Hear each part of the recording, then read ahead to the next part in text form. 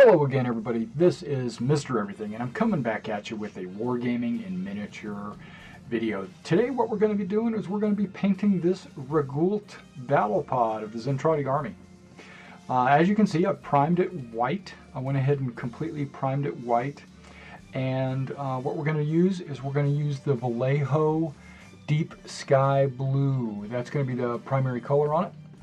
So let's go ahead and apply that. Now I'm using a fine tip point, and now I've tried a variety of different other colors, and I found that the Vallejo Deep Sky Blue is the closest one to the one that I want to use for my Zentradi army.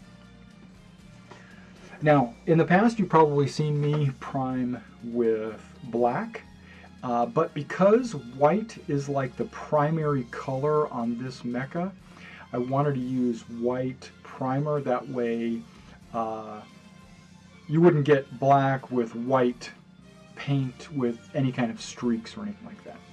So what we're using is we're going to go around all the edges first and then kind of paint the center. Now you're going to be able to see this entire paint from start to finish today without very much editing. I didn't do a whole lot of editing on this video. Alright, so as you can see, I just take it from different angles. I am resting my left hand and the model against the table so that it doesn't shake, because I know I have a tendency, and my right hand when I paint, I rest my palm on the table also, and that way if one hand shakes, the table will help prevent it from shaking. Basically, it'll steady me, is what I'm trying to say. By steadying the model and the paintbrush, you're getting less shake. If you try to paint in the air or just with one hand stable, you're doing yourself an injustice. Now I tried Citadel Electric Blue. That works just perfectly fine. It was just a little bit different color than this. I've even tried an Apple Barrel Electric Blue. The Apple Barrel Electric Blue was too light. The pigment wasn't strong enough in the paint, so I had to put multiple layers. And then I transitioned to a new bottle of Deep Sky Blue from Vallejo, and I'm having absolutely no problem covering what I need to cover. Now, sometimes it's hard to get into these little areas. And again, don't worry about if you make any mistakes, because at the end of the video I'm going to show you a black lining technique that's going to help you conceal any mistakes or any what do you call it, imperfections. If you paint onto a part that's supposed to be white, don't worry about it. Don't panic. Just go back over it with a little bit of a white, touch it up. It's super easy, and then you're not going to have a whole lot of these touch-ups. But if you do, that's no problem. Just touch it up. Just cover the blue with a white overcoat. Now, Zentradis, they are Zentradi battle pods, I should say. You have a lot of them. Okay, your attrition squad comes with 12 of them. Your recon squad comes with like 6 of them. Your army is probably going to have somewhere between 18 and 24 of these things, and so you've got to paint a lot of them. So basically I'm just showing you a pretty quick technique to get everything painted up.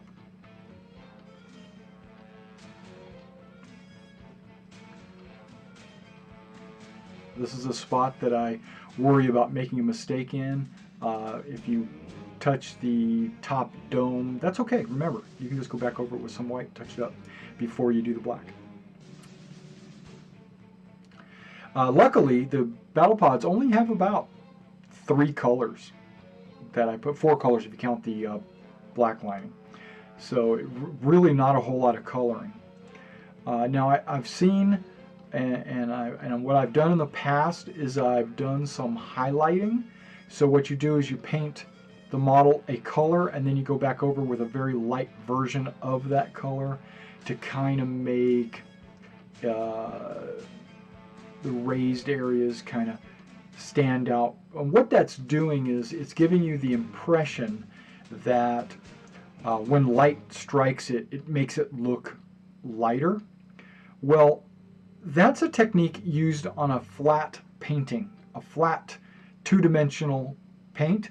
But because models that you game with, like this Robotech RPG Tactics Regult Battle Pod, is a three-dimensional model, you don't have to do that. I'm a strong proponent against it, because what it does is it makes it look cartoony when you add highlighting to it.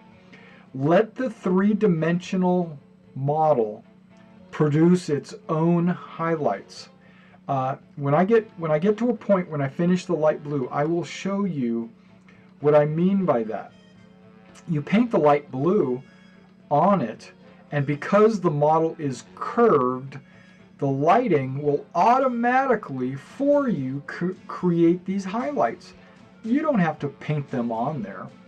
Okay, sorry, I'm getting off on a tangent because highlights are pretty cool on some models, flat models usually, but when you're like when you're actually doing canvas painting, but when you're doing a three-dimensional model, there's no need for highlighting. Now at this point, I thought I was going to leave those little bars that you see on the back white, but then I realized they're not supposed to be white. They're supposed to be blue like everything else. So I'm just going to go ahead and paint them blue also. Now, one of the most difficult portions of this model to me was the transition between the underside of the torso to the back of the torso. As you can see, there's like a little, it like has a sharp change of angle. You see those two little bumps in the bottom of the base, and then it has a sharp angle to the back. Well, that corner there, you've got to paint. Here it goes. You got to paint that line straight. But then, you know what? I thought about it. I was like, don't worry about the light blue being straight, because I'm going to paint the underside black. And if I make any mistakes with the light blue, just go over it with the black. You know, right there, that line right there. But it is still kind of, you don't want to have too much light blue underneath, because then your black won't actually have the effect that I'm going to show you in a minute. So you want to try to make it as straight as possible, but don't freak out if you do go over, because the black will conceal any imperfections. Okay, and that is really the only portion of the model that's going to be light blue. It's just the front, upper portion, and the back. Now take a look at it right there as light hits it, like on the shoulder. It's creating its own highlight. And then what I'm doing now is I'm taking and I'm looking at it as it's kind of drying, and I'm noticing that the paint is kind of separating and thinning. Lift and separate. No, it's actually kind of drying with streaks. And so I wanted to make sure I touched up any portions of it that I might have overlooked. All right, and so that was the light blue. Now what we're going to do is we're going to go into the black. Now what I've done is I've taken some Vallejo black, just straight black, and I've watered it down. So it's actually a very thin, almost, it's not a wash, not as thin as a wash, but it is light. And what that's going to do is it's going to dry with the white shining through from underneath. So you're going to see it's going to automatically highlight and give you a look of depth when you're looking at anything that's supposed to be black. Now I could have gone over it with maybe a more difficult technique, like just painted it straight black, super dark black, and then gone back over it with like a German gray to kind of highlight any areas that I needed highlighting. But this technique right here is a one brush highlight and paint. So you're painting and highlighting without having to duplicate your work. You don't have to paint the black on and then go back over with a really dark gray. What happens is, because it's watered down, it thins itself out when it dries, and you start to see it's like an automatic black wash. It's awesome. It's an awesome technique. I've used it for years, but only when you prime or only when you paint over white. And I tend to not paint over white. That's kind of an unusual thing for me. What I usually do is paint black, and then prime black, and then paint whatever colors I need on top of black, leaving black exposed where I want black lining to give myself what I call a negative effect. But in this case, we're not doing that. We're doing the white priming, which gives me the opportunity to do the watered down black strokes on this. Now, again, if you make any mistakes, don't worry. You can always go back up and touch it up with white if you need to. Now, what am I trying to say here?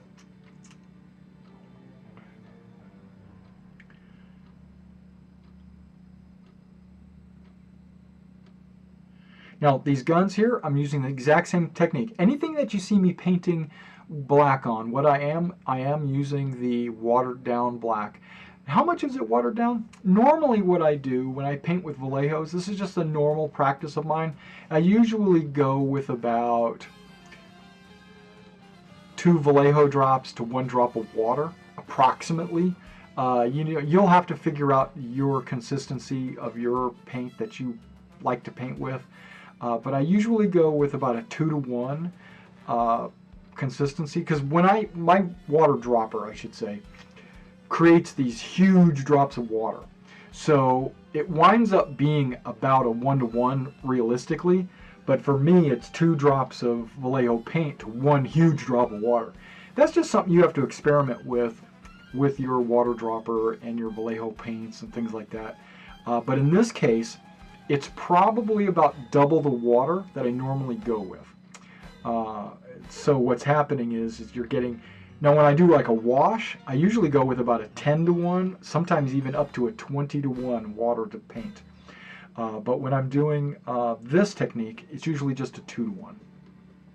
So it's not the way I paint, it's not so light that it is a wash. Yeah. So it's kind of a medium ground right there.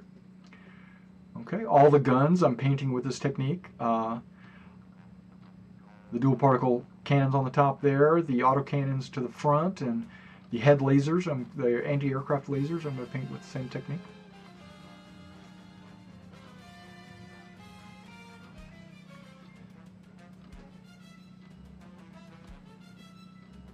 Now I can't stress the fact that that I'm doing this technique completely, like the whole thing that I'm talking to you about here, is because I'm having to paint 24 of these. Actually, I'm painting a couple of recon pods and a couple of artillery pods too, so you're looking at like 28 models that all pretty much look exactly the same. I mean, they're very, very monotonous, and so you want to make sure you want them to look good on the table, but you also want to get done. So faster techniques, it will actually benefit you if you're painting an army. If you're just painting one model for a museum, quality paint job, or maybe a painting contest or something like that, sure, take all the time in the world to paint every little detail. But because I'm painting this for an army, I'm kind of not rushing, but I am I'm showing you techniques that will allow you to paint your army fast. Now normally I don't paint one model at a time. Okay, normally I paint about 6 models at a time when they're this size. I'll take the sky blue and I'll paint all the models with sky blue. Then I'll get my black ready and I'll paint all the models with black. And then I'll get the red ready and I'll paint all the models with red. And that way you can knock out like a whole, because your Zentradi battle pods are usually in groups of groups of 6 anyway. So actually that kind of knocks out a whole unit at one time. And if there's any if there's any inconsistencies on how you mix your paints, either water, or even if you like to take 2 paints and mix them together to make a lighter version, like I'll add white to a paint sometimes to lighten the color of a paint, or I'll add a color like black, or sometimes like I'll put 2 colors, that completely weird colors together to make a third color, one that I don't own maybe, or maybe one that's I just like to have an unusual color.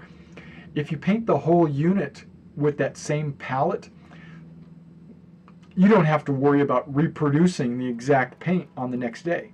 So like, let's say I paint one model with my unique color, and then I come back a week later to paint the second model in the unit. I might not have that exact same consistency on my paint, and then the 2 models will be unique and they'll be off colored. So what I like to do is paint one whole unit at a time to give them the same appearance. Now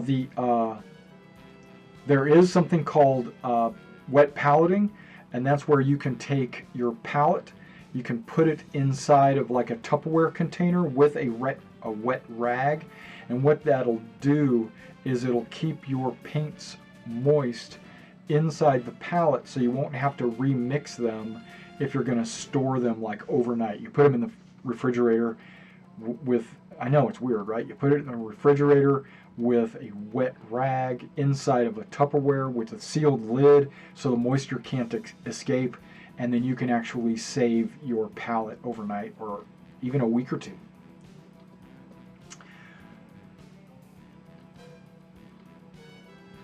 And now we go to the portion of the torso that's the hip joint. The hip joint's not too hard to paint, but remember, underneath that bottom torso where it meets the light blue, that's where I had the most trepidation. And remember, if you have any questions about this painting technique or any of my previous painting techniques, or just anything about Robotech tactics or the models or anything, feel free to ask me in the comments. And I'm not going to say that I'm the fastest person to respond to any comments on YouTube, but I do periodically go through my newest comments, and if I happen to see your comment, I will definitely give you an answer. I don't just read comments and not reply, but I do skip comments sometimes, like by accident, or I might miss a comment, and in that case, of course, I don't reply because I didn't see it. But if I do see a comment, I will make sure that I reply to you. I think it's kind of rude not to. Okay, back to painting. Trying to get underneath the torso there. Tight fit. You can do it. And remember, again, make a mistake, no big deal. That's why they make white paint too. Now, I say that a lot. If you haven't heard me, I've said that 3 or 4 times now, that if you make a mistake, go back and fix it. Because remember, you're trying to paint these models fairly rapidly because you're trying to get them done, right? This is something I learned painting Napoleonic figures, when you've got literally 10,000 miniatures you have to paint. Yeah, I know, right? You want to paint it like my Napoleonic figures. I've got enough figures to do Waterloo, which is a lot of figures, for a game called Napoleon's Battles. And ooh, look at that. Gotta go straight line. Take your time. Okay. And then when you paint them, you don't want to use that. You do want to use that technique where you paint multiple figures at the same time. Like on my British guys, I'll paint all the red jackets, and then I'll paint all the gray pants, and then I'll paint all the rifles, or something like that. Probably not in that order, but don't do more than 1 unit. Let me rephrase it. Don't do more figures than you can paint in one night. If I was to take like 100 figures, and it would take me all night just to paint the red on all their jackets. So when I put them down, I'm putting down incomplete models, and it's demoralizing, and you don't want to go back. It gives you, it makes you not want to go back and finish them. But like in that game, 24 models make up, well, actually 16 for the British, make up a full unit. So if you paint those 16 miniatures in one night from start to finish, jackets, pants, rifles, flesh, buttons, whatever, you'll be able to put down a completed unit, and you'll be excited about it. And then you'll be able to say, oh my gosh, I finished all these Regults in one night. Great, now let me start my second unit of Regults on the next night. And then you'll crank out your units in rapid succession. So don't overwhelm yourself by trying to paint everything on every model all in one night, because it might or might not happen depending on how fast you're painting. So that's why I say that if you make a mistake, because you're rapidly painting, you're trying to paint fast, so you're going to make some mistakes. Everybody makes mistakes. Even me, I'm not perfect, even though I tell everyone I am, but that doesn't mean it's true. I go back and have to fix things all the time. And that's all the black, because you only have the guns, but that's not all the black, because I've got black lining to do. Okay, but now we're going to go into some red. And in this case, I use crimson, which is kind of a lighter red. Oh, wait, I take that back. We're going to paint the base. The base. What I'm using is the exact same black and white wash, maybe a little bit more white, because what I'm doing is I'm trying to create a base that basically looks like asphalt or streets, like the black asphalt of a road. And so by painting it with that, and now we're going to use scarlet. By painting it with that black wash, as you can already see behind the paint, it's kind of dried up with some white shining through, and that kind of looks like asphalt to me. Okay, I'm using a fine tipped brush, and I'm painting spots that are red. Don't worry about that getting on the white, because my black lining is going to conceal that. And I use crimson because it's a little bit lighter than just red. Red is like dark, and I don't want it, and because I'm having to paint on black, just like that dot there, I want it to be light. Because normally when you paint red, you want to paint it on top of white to make it really shine, make it really stand out. But again, remember, wrap it. So we're going straight on the black. And I'm just putting a dot, and I'm making a thick dot. So it's going to bubble up, and then when it dries, it's kind of like a dome. Got a couple more spots on the back, underside. Right there, and right there. And that's pretty much it with the red. You got the two dots on the legs, the back, and then the visor. And I'm just kind of looking over the model a little bit, putting it down. And you notice how the base is starting to look a lot like asphalt. Okay, now I grab a Sharpie pen, and I'm using the fine tip. I would normally use like a Sharpie marker with an ultrafine tip, but I found the Sharpie pen with fine tip has basically the exact same head, but it just seems to work fine. It seems to be sharper for some reason. I don't know why. And then you just take it and you go and you draw directly onto the model. And normally, like sometimes you would go back over your model with like a black wash and brush it over your model.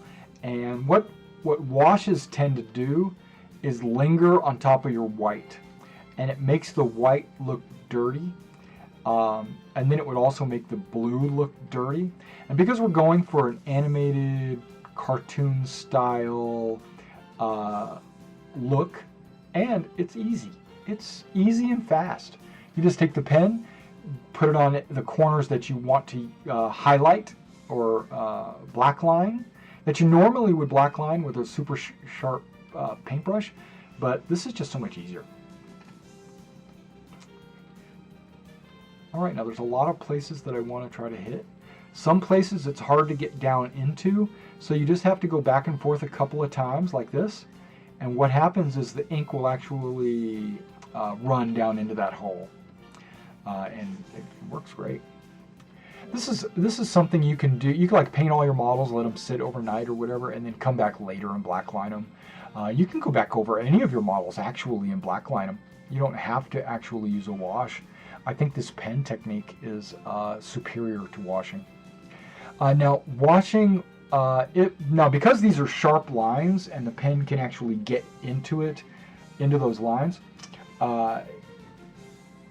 washing will sometimes give you a gradual effect. So there is time to wash, but in this case I don't want gradual. I want extreme contrast, extreme, make it almost look like it's coming straight out of a comic book or an animated series, because you know how your Zentradi are drawn on the screen and then the colors are filled in. So this makes it kind of look drawn.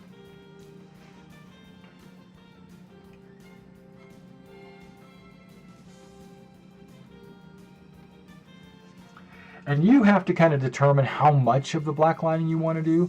You could go over every single little line that's on the model with a black line if you want, but I find that's not totally necessary. I'm pretty much black lining over the white because of the subtle differences of the molds, where you have these lines that the white alone doesn't highlight them enough to actually show off the detail of the model. But these black lines actually bring that detail out.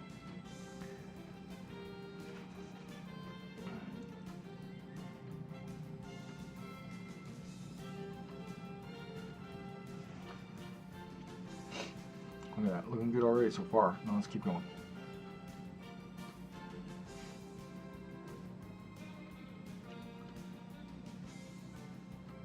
Gotta get the right angle. Now some of these lines, some of these plates are like the transition from, like that one right there, messed up. The transition between the mold is so slight that your pen will actually skip a line. You'll like go off. Yeah, like I'm trying to fix that up so it doesn't look so heinous. But I could go back over with a white brush and like touch it up, but it doesn't look like I needed to.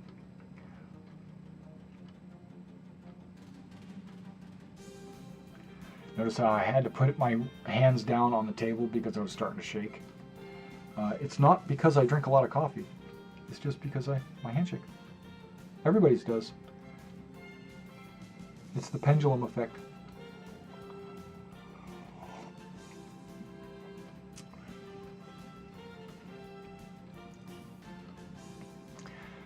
All right, now how much more do I want a black line? You know, there's these little bitty plates on the shoulder rockets, but okay, there's lines on the bottom of the feet. See how that line, just that simple black line right there, makes that foot kind of pop, kind of stand out, draws your eyes to it. And that's what you want. You want your model to have enough details that they look good, you know? And you can see how easy this would be. Like if you had 24 models, you could black line with a pen a lot easier than you could with a paintbrush.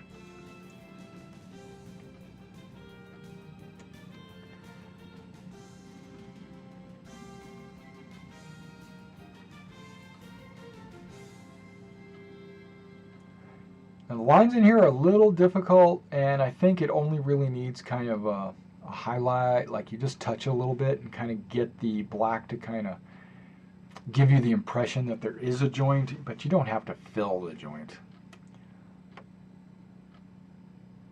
for the legs.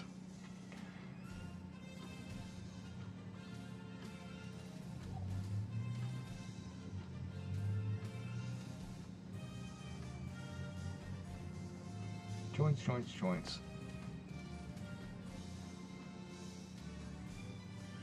Now we go to the inside.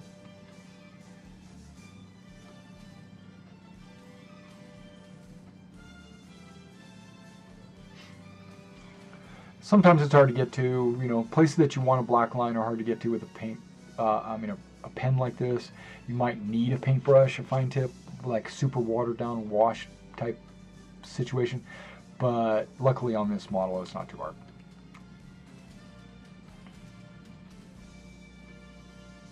Just kind of going over it real quick just to make sure I'm hitting all the spots that need to be hit.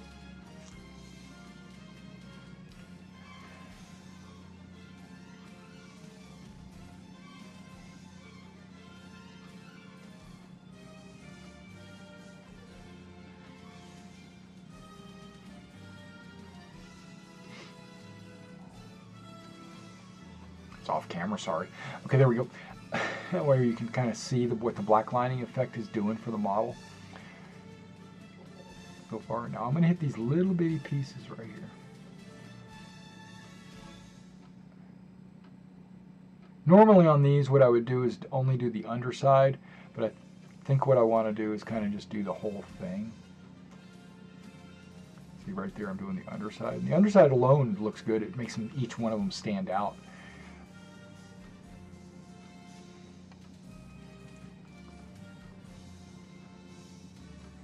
It kind of really makes the shadow kind of really stick out. But I'm also going to do the tops too.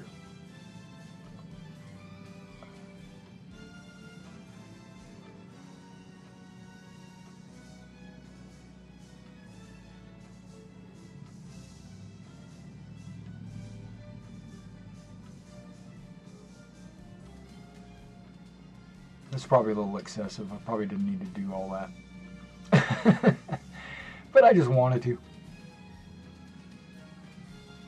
Mainly for you guys on this video. Probably normally I would only do the underside. Maybe the fronts and backs like that. But sometimes you do the top too.